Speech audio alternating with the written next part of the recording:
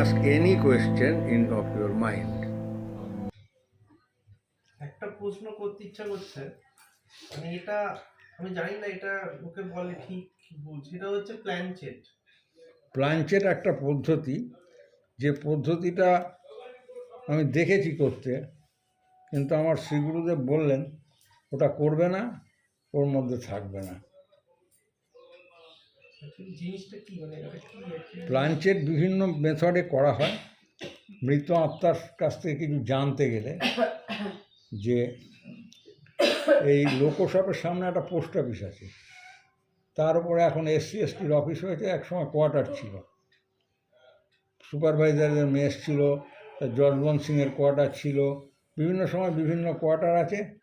আর JN Bera একজন ছিলেন, একজন ফোরম্যান ছিলেন, তার কোয়ার্টারটা এখন আজও দেখলাম পড়ে আছে।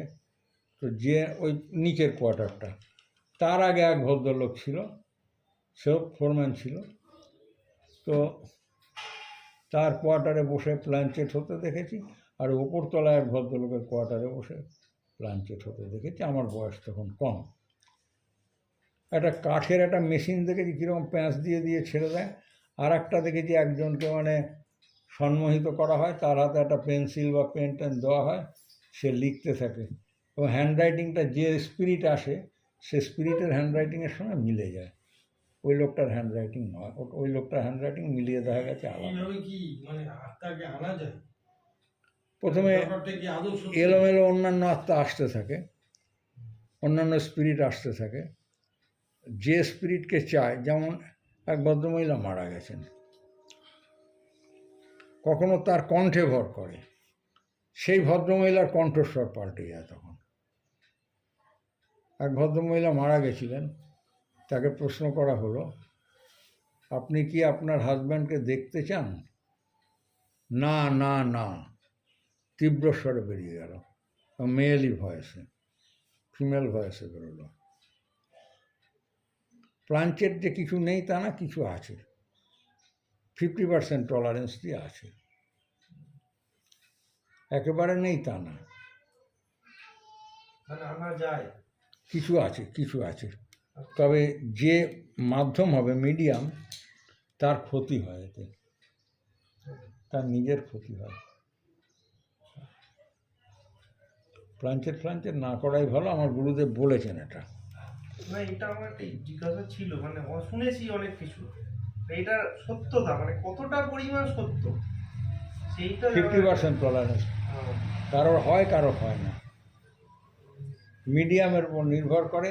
খুব ভালো মিডিয়াম হলে হয়, সেরকম মিডিয়াম খুব কম হয়, আগে হতো, এখন হয় না। আর আমার এক দাদু ছিল, মানে মায়ের কাকা, উনি করতেন, হ্যাঁ। মানে শুনেছি। হ্যাঁ। এবং যে মিডিয়াম হয় তাকে, তার খুব আদর হয়, সবাই ডাকে, তাকেই নিয়ে যায়। হ্যাঁ, এবং শুনেছি কোথাও এক চলে গেছেন, মানে মারা গেছেন একজন, তার জিনিসটা কোথায় আছে সেটা কেউ খুঁজে পাচ্ছিল না, তাকে নিয়ে গেছে, সে তাকে প্ল্যানচেট করে সেই জিনিসটা বলে দিয়েছে যে এই জায়গাটা, যেমন খুঁজে পাওয়াও গেছে, ওখানে আছে জিনিসটা। না, প্ল্যানচেট আছে, প্ল্যানচেটের ভালো মিডিয়ামের উপর নির্ভর করে। সেই মিডিয়াম, যে মিডিয়ামের মাধ্যমে হতে পারে, সেরকম মিডিয়াম পেলে ঠিক আছে।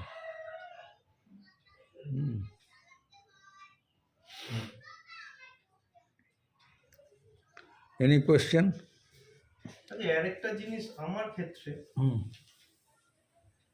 আমি কিছু কিছু সিচুয়েশন, আমি একেও বলেছি যে না আমি, হ্যাঁ বিশ্বাস করিনি, মানে আমি কিছু কিছু জিনিস, মানে ধরুন স্বপ্নে বা অন্য কোথাও দেখছি বা ভাবছি, সেটা হয়তো 3 বা 6 মাস পর পুরো সেম সিচুয়েশনটা আমি রিয়েল লাইফে দেখতে পাচ্ছি। হ্যাঁ, সে তো স্বাভাবিক। মানে এটা কেন? মানে একদম পরিষ্কার দেখতে পাচ্ছি যে এই কালারের জামা পরে এই সিচুয়েশনটা আমি 3 মাস আগে দেখেছি, সেটা আমি কেন দেখতে পাচ্ছি মানে 3 মাস পর, 6 মাস পর? হ্যাঁ, এটা আমি কি অনেকবার বলেছি, মানে ওই যে বললাম, মানুষ হচ্ছে ভগবানের শ্রেষ্ঠ সৃষ্টি, ঈশ্বরের প্রকাশ সর্বত্র মানুষই বেশি। মানুষ হচ্ছে সবচেয়ে বড় মিস্ট্রি, সবচেয়ে রহস্য। যেটা ঘটবে অ্যাডভান্স যে হ্যাঁ মানে এরকম আমাদের হয়েছে আমার ক্ষেত্রে, অনেকবারই হয়েছে। human brain it's a miraculous creation of the creator. কারণ মানুষকে বলা হয় ক্রিয়েশন অফ গড, অমৃতস্য পুত্রা। শ্রীনন্তু বিশ্ব অমৃতস্য পুত্রা, অমৃতের পুত্রদের আমি সৃষ্টি করে পাঠালাম। হুম। আমরা অমৃতের পুত্র, হে অমৃতের পুত্রগণ বলে কথা বলে। আবার এও জিনিস দাদা মনে হয় যে ধরুন কোনো একটা সিচুয়েশন এখন হলো, মনে হয় এটা আমার যেন চেনা, আগে কোথাও দেখেছি, এরকম হওয়ার কথা ছিল, তখন তো এরকম দ্বিতীয় অধ্যায় তো পড়েছ, প্রচণ্ড তৃষ্ণার্ত, পড়েছ না? পড়েছিস তো? আগের জীবনের কথা ক্ষণিকের জন্য মনে পড়ে। না কি যেন হলো, কি যেন ব্যাপার, দুজনেরই মনে পড়ে গেছে।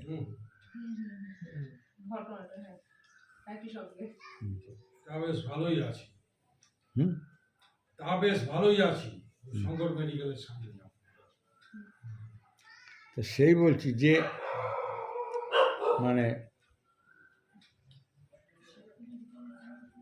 আছে খুব রহস্য ব্যাপার। হুম। সব রহস্য তো আমিও কিছু, আমি তো সামান্য মানুষ না। হুম। সব কেতাবি বই পড়া কথা, শ্রী গুরুদেবের আশীর্বাদে তার মুখের কথাগুলো বলি আর কি।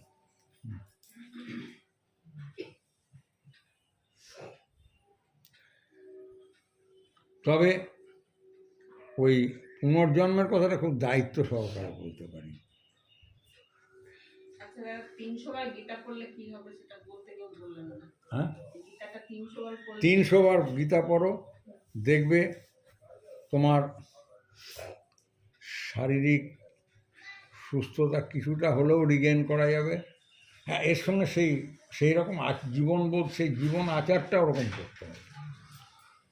আমি মুরগি খেয়ে গীতা পড়লাম, কিচ্ছু হবে না, না পড়াই ভালো। আপনার গীতা না যে কোনো গীতা? হুম।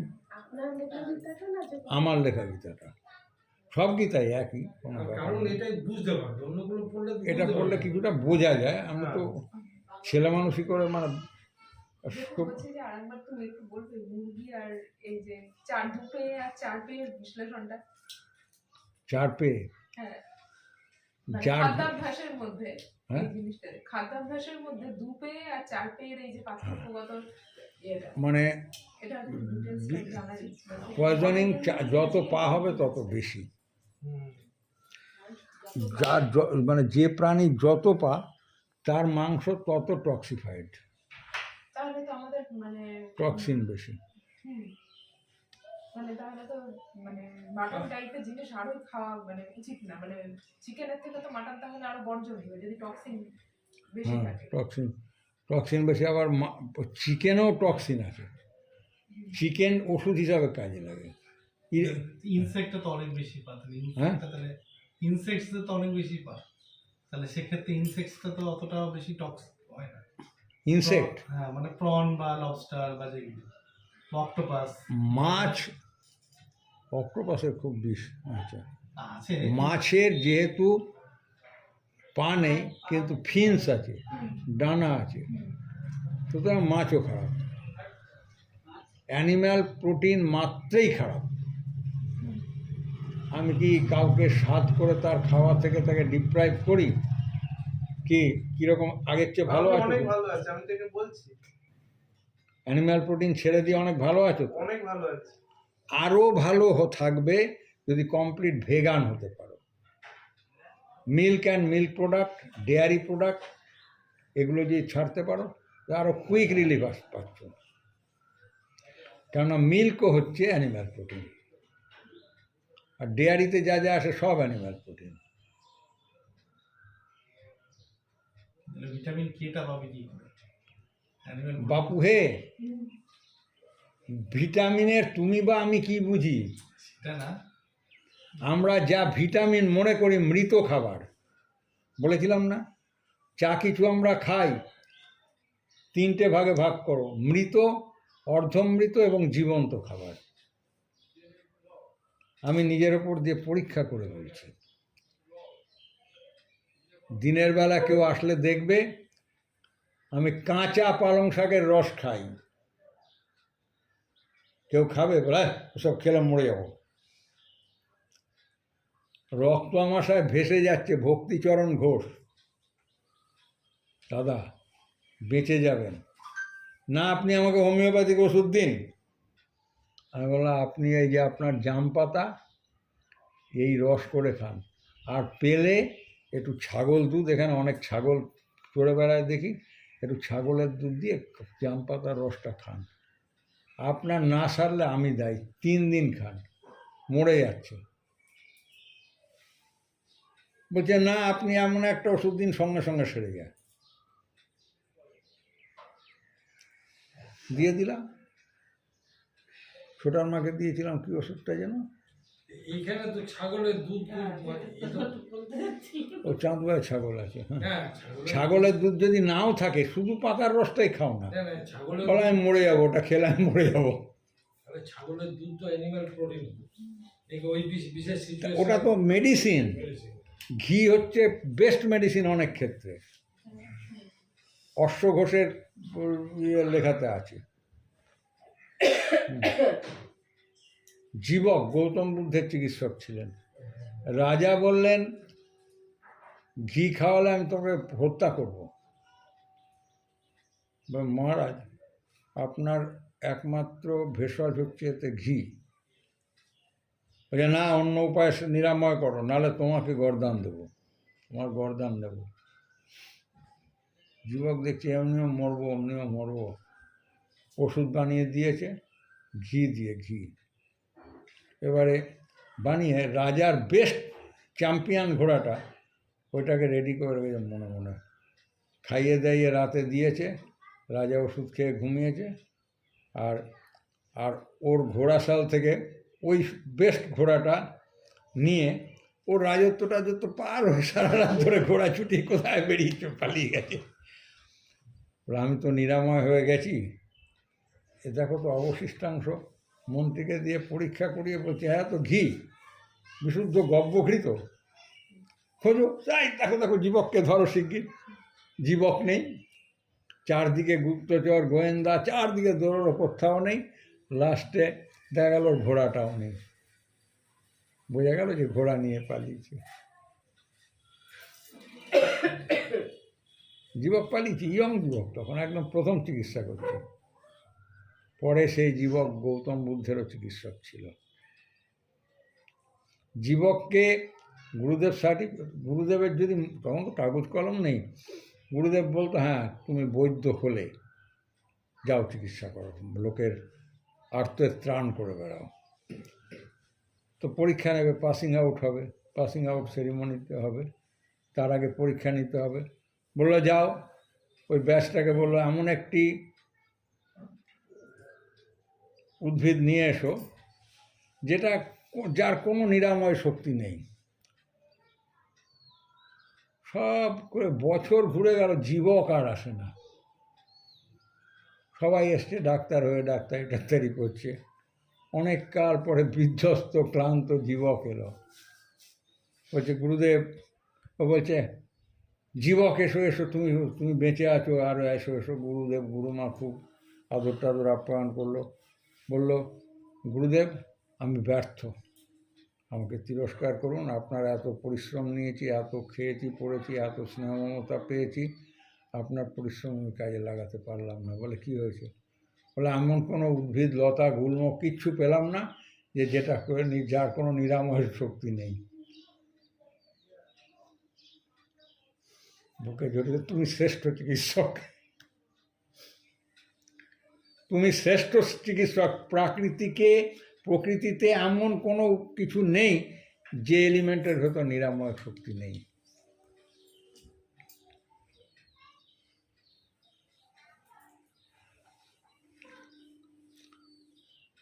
হোমিওপ্যাথিক চিকিৎসার ইয়েকে প্রতিকৃত ইয়েকে হ্যানিম্যান। আর অ্যালোপ্যাথিক চিকিৎসার, হোমিওপ্যাথি হচ্ছে সমবিধান, আর অ্যালোপ্যাথিক হচ্ছে বিষম বিধান। তাই তো medical student should read the history of medical science. পৃথিবীর প্রথম চিকিৎসক প্রাচীন গ্রিসের এথেন্স শহরের হিপোক্রেটাস। হিপোক্রেটাস যিনি শেষ জীবনে তার মেটেরিয়া মেডিকা পুড়িয়ে ফেললেন, বললেন সব বেকার। প্রত্যেক ওষুধের আর একটা বাজে ক্ষমতা হচ্ছে আর একটা রোগ তৈরি, অন্যান্য রোগ তৈরি করে। Every action has its opposite force and reaction. সেই ফিজিক্সের কথা, আবার আইনস্টাইনের কথা। হ্যাঁ নিউটন, হ্যাঁ Einstein, sorry Newton, Isaac Newton, I am sorry, সব ফিউজ হয়ে গেছে। কলকবজা শেষ আর নেই। আমি সেদিন একটা ভিডিওতেও আছে, লাহিড়ী বাবার জায়গায় বলেছি সান্যাল মশাইয়ের আশ্রমে কাশিতে গেছেন।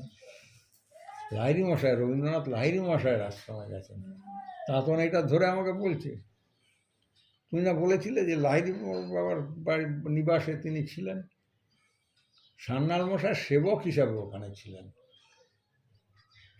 আমাকে বলেছিল, হ্যাঁ আমাকেও তখন বললো, বলো তোমার ভিডিওতে তো একটু ভুল হয়েছে। আমরা অবশ্যই ভুল হয়েছে, এরকম হয়ে যাচ্ছে, কি করবে। তো এই হিপোক্রেটাস হচ্ছেন অ্যালোপ্যাথিক চিকিৎসার জনক। সমস্ত মেটেরিয়া মেডিকা পুড়িয়ে দিল। পরবর্তীকালে সংগ্রহিত হলো, শিষ্যদের কাছে ছিল, তারা নোট নিয়েছে, লিখেছে, তাদের মেমোরিতে ছিল। হিপোক্রেটাসের পরে ওরা আবার ওইটাকে রিভাইভ করে ফেলেছে। তো এই হিপোক্রেটাস হচ্ছেন অ্যালোপ্যাথিক চিকিৎসার জনক। তিনি বলল তাহলে মেডিসিন কোথায়?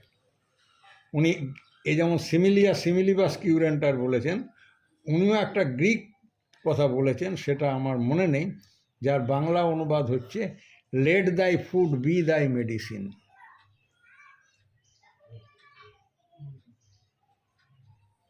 তা আমরা তো we are taking such food that makes us ill. আমাদের বেশিরভাগ ইলনেসের মূলে আছে এই খাদ্যাভ্যাস। আমাদের ইমিউনিটি নষ্ট করেছে এবং ভ্রান্ত খাদ্যাভ্যাস আমাদের কিছু ডিজিজ তৈরি করেছে, যেগুলোকে অটো ইমিউন ডিজিজ জাতীয় কিছু বলা হয়। মনে হয় এই জাতীয় কোনো কিছু বলে, ওই খাবার ছেড়ে দিলে অটোমেটিক খানিকটাই হয়। তো সেই জন্য মানে মলয় মায়ের জন্য দুধ কিনতো, সেই দুধ জাল দিচ্ছে, ফোটাচ্ছে, প্লাস্টিক পোড়া গন্ধ বেরোয়। এই যে সামনে আছে, জিজ্ঞেস করুন।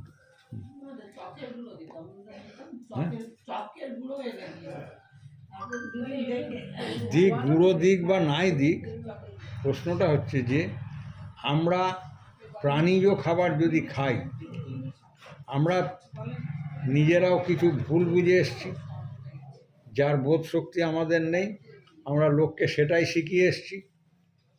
আমি আমার মেয়েকে মেরে ধরে কোল্ড ড্রিঙ্ক খাওয়াচ্ছি, তাই তো। আর আমার মেয়ে খেত না মাছটা, লাই খা, আর মাছ না খেলে তো বিপদে পড়ে যাবে, শরীর খারাপ হয়ে যাবে। এইসব ভ্রান্ত ধারণা থেকে আমরা নিজেরাও খেয়ে মরেছি, ওদেরও খাওয়াচ্ছি। ভিটামিন কে পাবো, কি ভিটামিন বি পাবো, কি কী পাবো, অ্যাকচুয়ালি কী, এ তো সব কেতাবি কথা পড়েছি, আমরাও পড়েছি।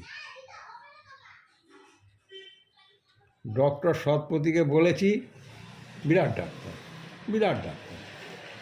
আর ডাক্তারবাবু তাহলে মাছ না খেলে তো, মাছের মধ্যে তো ওমেগা 3 আছে, এমন রেগে গেছে, বলে যত ওমেগা 3 কি সব মাছেই আছে। তারপর উনি যা বললেন তার মর্মার্থ হচ্ছে তিলের মধ্যে সবচেয়ে বেশি নাকি আছে মোলস। হ্যাঁ, তিলের মধ্যে সবচেয়ে বেশি আছে। হ্যাঁ হ্যাঁ, তো অনেক কিছু আছে। ওনার ওই শুনে ওই যে পালিয়ে গেছে। পটাশিয়াম নিউরন প্রাইমারি সব কিছু। সুতরাং আমি জানতাম না, আমাকে ডাক্তাররা বলেছে অ্যানিম্যাল প্রোটিন খেতে। আমি রিটায়ারের পর খুব সে খেয়েছি, খেয়ে টেয়ে দেখছি উড়িষ্যা, এ তো আমি আগেই ভালো ছিলাম, এ কী হলো আমার, তাড়াতাড়ি ছেড়ে দিই। তাড়াতাড়ি কি, ইতিমধ্যে যা ক্ষতি হওয়ার হয়ে গেছে, আমার চোখে ছানি এসে গেল। আমার on the last day of my duty আমি সেই লালগোলা থেকে ফিরছি, আর লালগোলার ড্রাইভারের পাশে রয়েছি। আমি বলছি হ্যাঁ আছে আছে, মানে সিগন্যাল আছে, গ্রিন গ্রিন গ্রিন, পরপর 4টে সিগন্যাল বলে দিচ্ছি। আপনি বলছেন আপনি আজকে রিটায়ার করে আপনার লাস্ট ওয়ার্কিং ডে, আপনি ঠিক বলছেন? আমি বলছি হ্যাঁ ঠিকই তো বলবো, আমি তো এই যে ফেয়ারওয়েল যাবো, আমাকে ডাকাডাকি করছে, ফেয়ারওয়েল নেব, কাজও করতে হবে, অন ডেট পেমেন্ট, সব পেমেন্ট করতে হবে, ওখানে ইন্সপেক্টর নির্ভর সব। এবারে কী হয়েছে, বলছে হতেই পারে না, আমরা পিএমইতে আমি 4টে সিগন্যাল দেখতে পাচ্ছি না, 2টো দেখতে পাচ্ছি, আর আপনি 4টে পরেরটাও বলে দিচ্ছেন, পরেরটা তারপরেরটা হলুদ ইয়েলো আছে, আবার কাছাকাছি গেতে আবার গ্রিন হয়ে গেল, হ্যাঁ গ্রিন হলো। বলছি আপনার তো দারুণ চোখ। আর রিটায়ারের কিছুদিনের মধ্যেই ওই ক্যারেজ ক্যান্টিনে চেক আপ হচ্ছে, বললো ওই কী দি বললে, ওই দেবযানী মুখার্জি ওখানে চিকিৎসক ওখানে আছে, যান, বলে চলুন আমি হসপিটালে গিয়ে দেখি। হসপিটালে গিয়ে দেখে বললো আপনার চোখে ক্যাটারাক্ট হয়েছে। মলয় নিয়ে গিয়ে আমাকে ক্যাটারাক্ট অপারেশন করালো, দোলনদে বাড়িতে থেকে করেছিলাম। তা সেই বলছি ডক্টর প্রদীপ ঘোষ করলেন নেহা আইস কেয়ার সেন্টারে। তা সেই বলছি যে মানে খুব কুইক আমার চোখটা নষ্ট হলো। আরও শরীর অনেক কিছু, কেউ বলছে দৌড়ো, কেউ বলছে হাঁটো, রাত্রিবেলা হাইন মার্সে গিয়ে দৌড়োদৌড়ি করছি, হাঁটাহাঁটি করছি, তাই না রতন?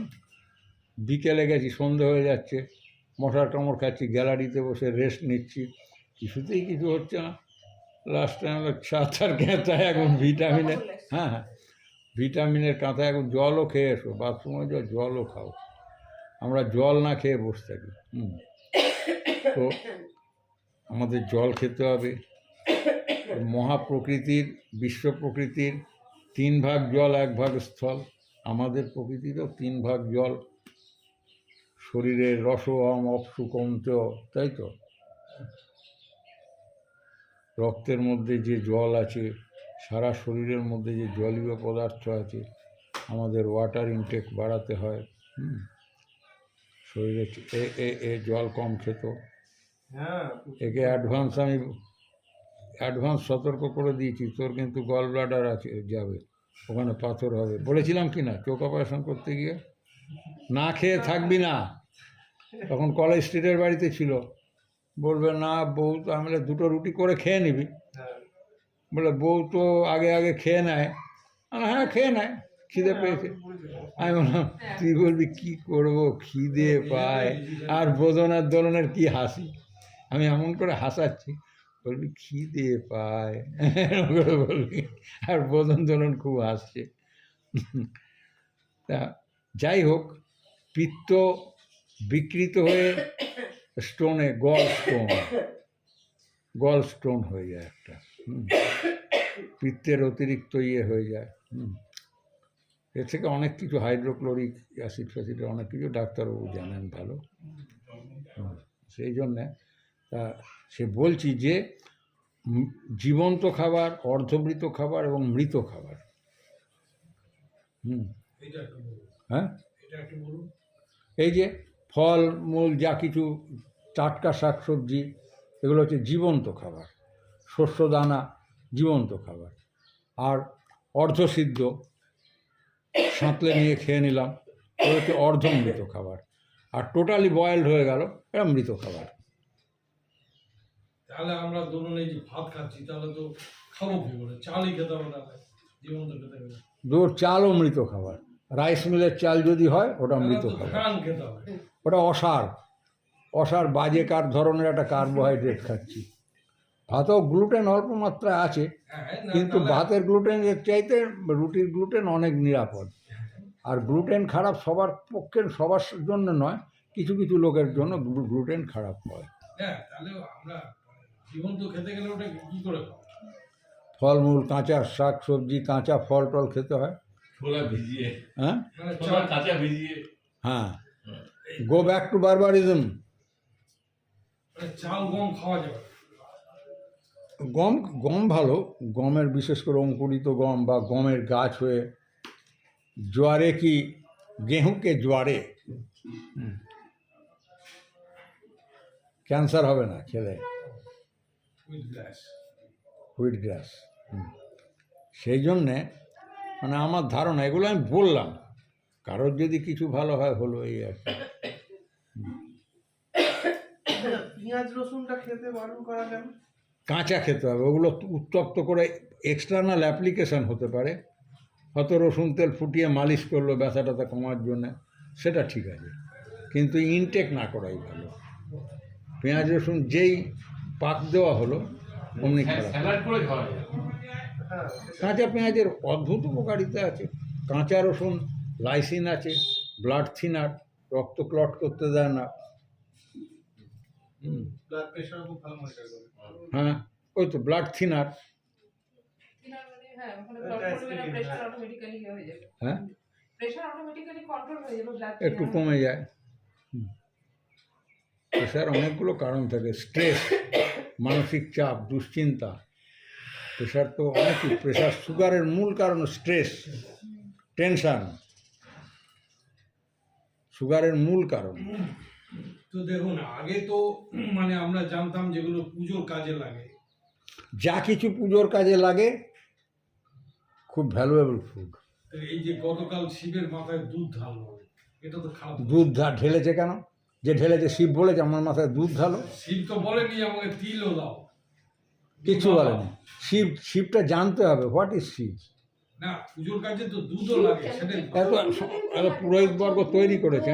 হুম, আমরা যা ভালো বুঝি, ভালো খাই নিজেরা।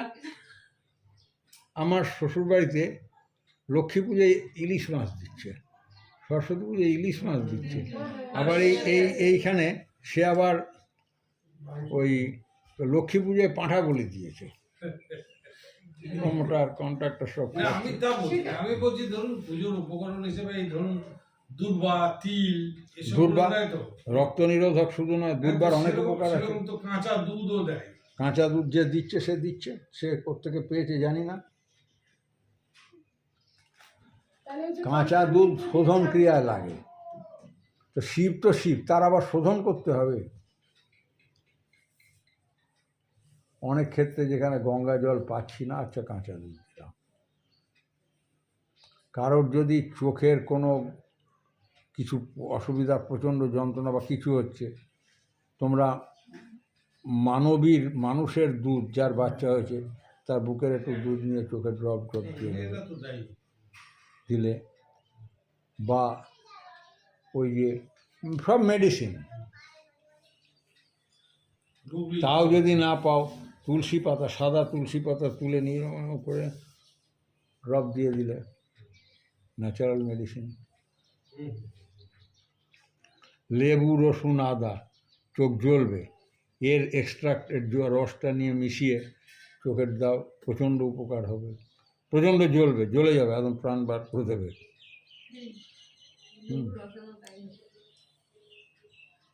অসুবিধা নেই, একটু মধু দিয়ে প্রিজারভেটিভ হলো। এই তো যাই হোক, এগুলো তো বললাম যে গীতা 300 বার পড়ার কথা বললাম, 300 বার ওরকম আহার শুদ্ধি ছাড়া শুধু 300 বার গীতা পড়ে আমার রোগ নিরাময় হয়ে গেল, অত মামার বাড়ি না। গীতা পড়তে হবে, ওই রকম জীবনশৈলী, জীবন আচার করতে হবে, তবে জীবনবোধে উত্তরণ ঘটবে। পড়তে হয়, পড়লাম, ধর ছাগলা পাতা খা, পাতা খেয়ে স্বর্গে যা। মানুষ নিজের রসনা তৃপ্তির জন্যে এই ব্রাহ্মণগুলো হচ্ছে সবচেয়ে শয়তান। মা যদি মা কালী জগন্মাতা হন, তিনি কি বলবে আমি রক্ত খাবো? নিয়ে আয় ছাগল, ভেড়া, মোষ যা আছে, কামাখ্যায় মোষ বলি দেয়। আমার নিজের কাপ প্রসাদ করে খাচ্ছি। সে উৎপল দত্ত কোন মহিলাদের রেপ করে আর তার চেলাগুলো বলছে গুরুদেব প্রসাদ যেন পাই। দাঁড়া দাঁড়া পাবি, মায়ের পুজো হোক আগে, কেন শয়তান। তা সেই রকম মানে এই জগৎ সংসার এইরকম। ঠিক আছে, তাহলে একটু বিরতির পর আবার গল্প হবে।